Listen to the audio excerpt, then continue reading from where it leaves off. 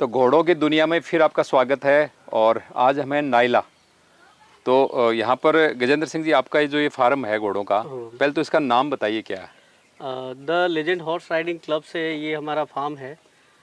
तो ये आपने हॉर्स राइडिंग क्लब जो नाम रखा हुआ है, तो ये क्या मतलब आप यहाँ पे राइडिंग सिखाते हैं?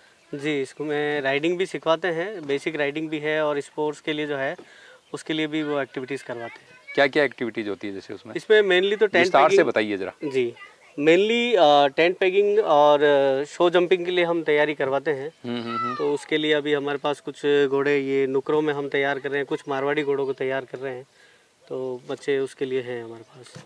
नहीं, तो आप जैसे राइडिंग करवाते हैं, आप कह रहे हैं घोड़े तैयार कर रहे हैं, तो क्या ब्रीडिंग का काम भी करते हैं साथ में? जी बिल्कुल, ब्रीडिंग का भी है।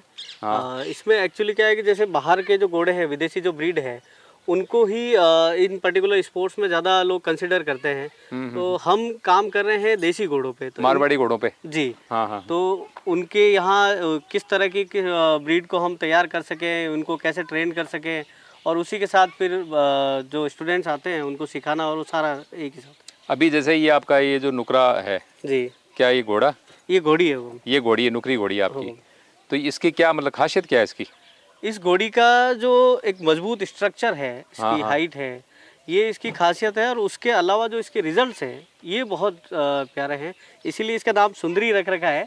अच्छा। और इसके रिजल्ट जैसे ये बच्चा अभी खड़ा है, ये इसी का बच्चा है। और एक वो लंबा सा बच्चा जो उधर है सूरज, वो भी इसी का बच्चा है।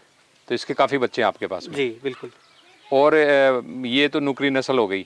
मारवाड़ी में क्या है आपके पास में? मारवाड़ी में हमारे पास घोड़ियाँ हैं, जैसे उस तरफ जो कुमेद कलर में हमने एक घोड़ी देखी थी वो है। एक चंबे कलर में हमारे पास ये घोड़ी है, एक ब्लैक कलर में अभी और है उधर अंदर। तो इस तरह से हमारे पास अलग कलर में भी कॉम्बिनेशन है, और अलग अलग कैरेक्टर के साथ भी, कि कौन किस तरह के स्पोर्ट्स के लिए काम अच्छा कर सके। अच्छा, अभी जैसे आपने कहा कि राइडिंग सिखाते हैं, तो इसमें कितने वर्ष के बच्चों को राइडिंग सिखाते हैं आप? हम जो बच्चे ले रहे हैं वो 8 साल से बच्चे ले रहे हैं, ताकि जो बेस उनका है उससे ही वो राइडिंग और ये सारे स्पोर्ट्स को धीरे धीरे सीख सके। और जो एक पर्टिकुलर उनका एज आता है कि वो जब 16-17 साल के हो गए हैं, तो वो रिजल्ट गेम में दें और समय पे उनको वापस जॉब अपॉर्चुनिटी भी मिल जाए। तो इस तरह से हम काम कर रहे हैं। तो ये जो घुड़सवार सवारी जो बच्चे सीखते हैं, तो आजकल क्या है कि सबको सरकारी नौकरी चाहिए होती है। तो मुझे तो ये बताइए कि घुड़सवारी सीखने से सरकारी नौकरी मिलने में क्या फ़ायदा है? ये वैसा ही है हुक्म, जैसे किसी भी स्पोर्ट से हम प्रिपरेशन करके और नेशनल इंटरनेशनल खेलते हैं, तो उस हिसाब से हमें अलग अलग तरह की जो जॉब्स अपॉर्चुनिटी मिलती है, कि स्पोर्ट्स कोटा आपको अवेलेबल हो गया। इवन जैसे कुछ पुलिस में जो राइडर्स और इनकी वैकेंसीज निकलती है, तो उसमें भी इसकी अच्छी अपॉर्चुनिटी मिलती है। और बाहर आउट ऑफ इंडिया जो करियर बनाना चाह रहे हैं, जो जॉकी बनना चाह रहे हैं या जो शो जंपिंग में अच्छा कर रहे हैं, तो वो भी एक बहुत अच्छी अपॉर्चुनिटी है लोगों के पास। तो आपका ये जयपुर से कितनी दूर है? जयपुर से ये 20 किलोमीटर के पास पड़ रहा है। 20 किलोमीटर? हाँ जी।